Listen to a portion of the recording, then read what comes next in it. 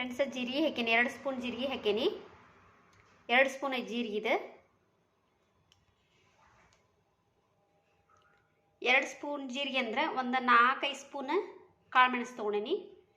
ಈಗ ಜಾರಿಗೆ ಹಾಕಿ ಮಿಕ್ಸಿ ಮಾಡ್ಕೊತೇನೆ. ನೋಡಿ ಫ್ರೆಂಡ್ಸ್, ಸ್ವಲ್ಪ ತರಿಯಾಗಿರಲಿ ಅಂತ ಮಿಕ್ಸಿ ಮಾಡ್ಕೊತೀನಿ. ಫ್ರೆಂಡ್ಸ್ ರೆಡಿ ಐತಿ. ಈಗ ಹಿಟ್ಟು ಕಲಿಸ್ತೀನಿ. ಹಿಟ್ಟು ಕಲಿಸುವಾಗ ಮತ್ತೇನು ಹಾಕ್ತಾನೆ ಅಂತ ತೋರಿಸ್ತೇನೆ ನಿಮಗೆ. ಬನ್ನಿ ಫ್ರೆಂಡ್ಸ್. ಚಹಾ ಕುಡಿದು ಆನಂತರ ಹಿಟ್ಟು ಕಲಿಸ್ತೀನಿ. ಈಗ ಚಹಾ ಕುಡಿಯೋಣ. ಚಹಾ ಫ್ರೆಂಡ್ಸ್ ಈಗ ಸ್ಟಾರ್ಟಿಂಗ್ 1 ಕಿಲೋ ಮಾಡಾತೀನಿ. 1 ಕಿಲೋ ಮತ್ತು ನೆಕ್ಸ್ಟ್ ಮಾಡಿದ್ರದಂತ 1 ಕಿಲೋ ಮಾಡಾತೀನಿ. ಈಗ ಕಾಳು ಮೆಣಸು ಹಾಕೋತೀನಿ. ಈಗೇನು ರುಬ್ಬೇನೆಲ್ಲ ಇಷ್ಟು ಕಾಳು ಮೆಣಸು ಜೀರಿಗೆ ಇದನ್ನ ಹಾಕ್ಕೊಂಡ್ಬಿಡ್ತೀನಿ. ಆನಂತರ ಉಪ್ಪು ಹಾಕೋತೀನಿ. ಉಪ್ಪು ಹಾಕ್ಕೊಂಡ್ಬಿಡ್ತೀನಿ. ಈಗ ರುಚಿಗೆ ತಕ್ಕಷ್ಟು.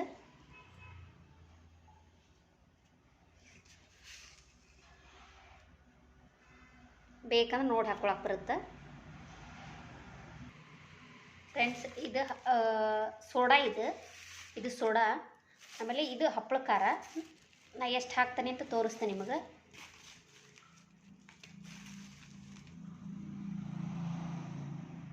ಒಂದು ಸ್ಪೂನ್ ಎಷ್ಟು ಹಾಕ್ತೀನಿ, ಜಾಸ್ತಿ ಬೇಡ, ನೋಡಿ ಹಾಕ್ಕೊಳ್ಳೋಣ.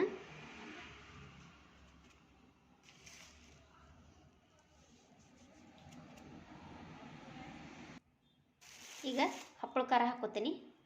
ಇದು ಹಪ್ಪಳ ಖಾರ.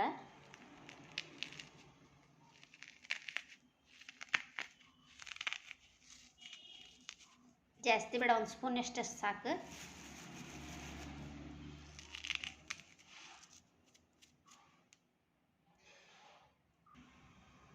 ನೋಡಿ ಫ್ರೆಂಡ್ಸ್, ಈಗ ಈ ಥರ ಗುಂಡಿ ಮಾಡ್ಕೋಬೇಕು. ಗುಂಡಿ ಮಾಡ್ಕೊಂಡು ಎಷ್ಟು ಬೇಕು ಅಷ್ಟು ನೀರು ಹಾಕೋಬೇಕು. ಗಟ್ಟಿ ಆಗ್ಬೇಕದು. ಸಾಕು, ಬೇಕಂದ್ರೆ ಹಾಕ್ಕೊಳಕ್ಕೆ ಬರುತ್ತೆ.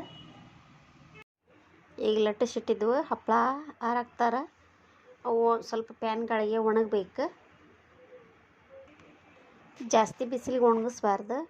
ಒಣಗಿಸಿದ್ರೆ ಒಂಥರ ಕಟ್ಟ ಅಂತವು. ಹಾಗಾಗಿ ನಾವು ಪ್ಯಾನ್ಗಳಿಗೆ ಒಣಗಿಸಿ ಡಬ್ಬ ಒಂದು ಅರ್ಧ ಗಂಟೆ ಅಷ್ಟು ಬಿಸಿಲಿಗೆ ಇಡ್ತೀನಿ ನಾಳೆ. ಹಾಗಾಗಿ ಪ್ಯಾನ್ಗಳಿಗೆ ಒಣಗಿಸೀನಿ. ಅಷ್ಟೇ ಸಾಕು. ಮತ್ತು ನೆಕ್ಸ್ಟ್ 2 kg ಖಾರ ಹಾಕಿ ಮಾಡ್ತೀನಿ. ಆವಾಗ ತೋರಿಸ್ತೀನಿ ಫ್ರೆಂಡ್ಸ್ ನಿಮಗೆ. ನೋಡಿ ಫ್ರೆಂಡ್ಸ್, ಈ ವಿಡಿಯೋ ಇಲ್ಲಿಗೆ ಎಂಡ್ ಮಾಡ್ತೀನಿ. ಲೈಕ್ ಮಾಡಿ, ಶೇರ್ ಮಾಡಿ, ಕಮೆಂಟ್ ಮಾಡಿ, ಸಬ್ಸ್ಕ್ರೈಬ್ ಮಾಡಿ. Thank you.